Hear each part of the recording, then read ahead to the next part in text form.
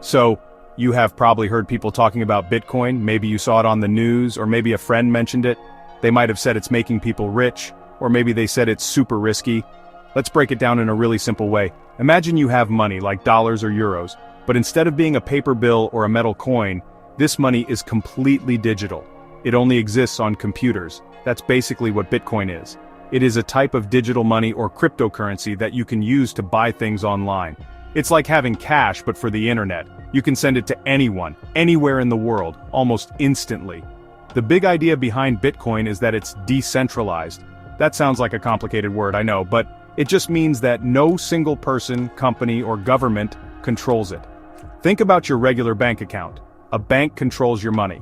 They can freeze your account, they can charge you fees, they decide the rules. Bitcoin is different. It's run by a huge network of computers all over the globe. This network works together to make sure everything is secure and fair. So when you send Bitcoin, you're not going through a middleman like a bank or PayPal. You are sending it directly to the other person. This direct person-to-person system is what makes Bitcoin so special. It's built on a technology called blockchain. The blockchain is like a giant public ledger or a very long receipt. Every single Bitcoin transaction that has ever happened is recorded on it. This ledger is shared across thousands of computers, so it's almost impossible to cheat or change it. It's like everyone has a copy of the bank's records, so no one can secretly mess with the numbers. This makes the whole system very transparent and secure. You don't need to trust a bank, you just need to trust the technology itself. So, to put it all together, Bitcoin is a new kind of money. It is digital, meaning it lives on the internet. It is decentralized, so no single authority is in charge, and it's built on a secure public ledger called the blockchain. This allows people to send and receive value online without needing to go through a traditional bank. It gives people more control over their own funds. This is a huge shift from how we normally think about money. It opens up a lot of new possibilities, but it also comes with its own set of things you need to be careful about, which we will get into. The story of how Bitcoin started is like something out of a spy movie. It's full of mystery. It all began back in 2008. A person, or maybe a group of people using the name Satoshi Nakamoto, published a famous document online. This document was called Bitcoin, a peer-to-peer electronic cash system. It laid out the entire plan for this new digital money. It explained how it would work without any banks. It described the blockchain technology that would keep it secure. Nobody knew who Satoshi was. And to this day, their true identity remains a complete secret. It's one of the biggest mysteries of the internet. On January 3, 2009, the Bitcoin network officially came to life. Satoshi Nakamoto mined the very first block of transactions on the blockchain. This first block is now famously known as the Genesis block. Tucked inside the code of this block was a hidden message. It was a headline from a newspaper, The Times. The headline read, "Chancellor on brink of second bailout for banks." Many people think this was a comment on the financial crisis happening at the time. It suggested that Bitcoin was created as an alternative to the traditional banking system that seemed to be failing. It was a statement about creating a new way to handle money. In the very early days, Bitcoin was just a hobby for a small group of computer programmers and cryptography fans.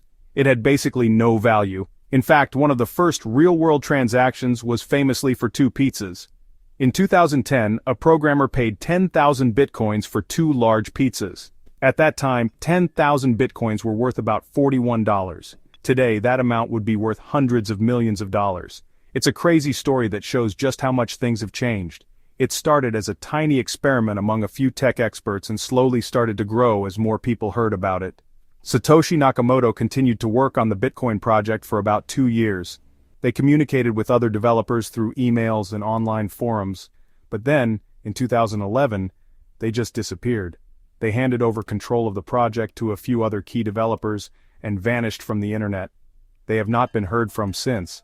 This mystery has only added to the legend of Bitcoin. Some people think it's better that we don't know who the creator is. It reinforces the idea that Bitcoin belongs to everyone and not just one person.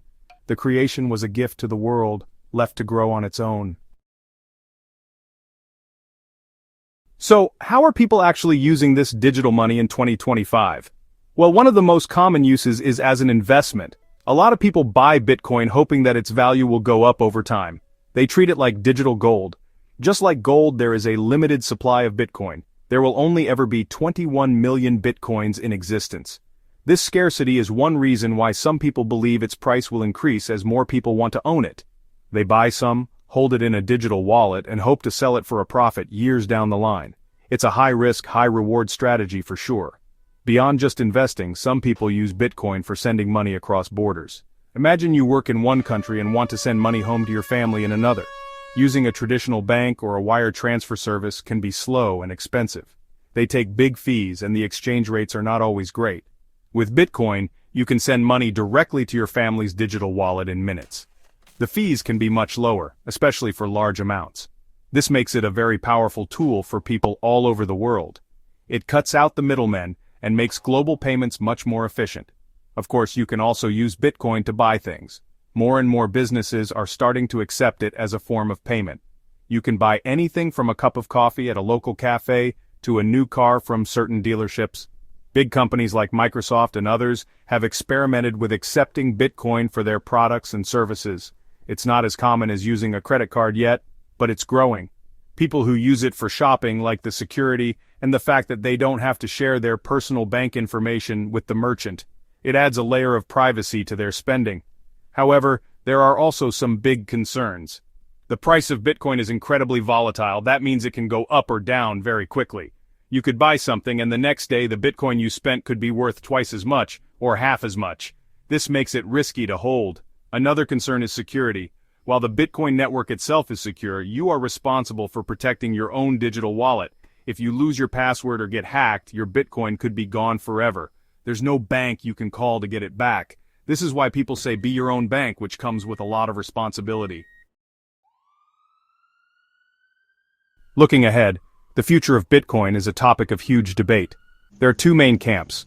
One side believes Bitcoin is the future of finance. They see a world where Bitcoin becomes a global reserve currency, like the US dollar is today. In this future, more countries might adopt it as legal tender, just like El Salvador did. People would use it for everything from their daily coffee to their retirement savings. Proponents believe its decentralized nature will protect people from inflation and government control over money. They think it's a more fair and transparent system for everyone. On the other hand, there are many people who are very skeptical. They see major risks and challenges ahead. One of the biggest concerns is government regulation. Governments around the world are still trying to figure out how to handle Bitcoin. Some might create strict rules that make it hard to use. Others might try to ban it completely. The unknown future of regulation creates a lot of uncertainty for investors and users. Another big worry is its environmental impact. The process of mining new Bitcoins uses a massive amount of electricity, which has raised serious environmental questions. Another possible future is that Bitcoin finds its place, but not as everyday money. Instead, it might solidify its role as digital gold. People might not use it to buy groceries because of its price swings and transaction times, but they would use it as a long-term store of value, a way to protect their wealth from economic turmoil, similar to how people buy physical gold today. In this scenario, it would exist alongside traditional currencies. It would be a key part of a diversified investment portfolio, a hedge against inflation, but not something you use for your daily spending. Ultimately, the path for Bitcoin is still being written. It could revolutionize our financial system, or it could fade away as a failed experiment. Or most likely, it will land somewhere in the middle. The technology behind it, the blockchain, is already changing other industries. What is certain is that Bitcoin has forced a global conversation about what money is and who should control it. It has challenged the status quo and opened our minds to new possibilities. Whether you love it or hate it, Bitcoin has already made a significant mark on history and will continue to be an important topic for years to come.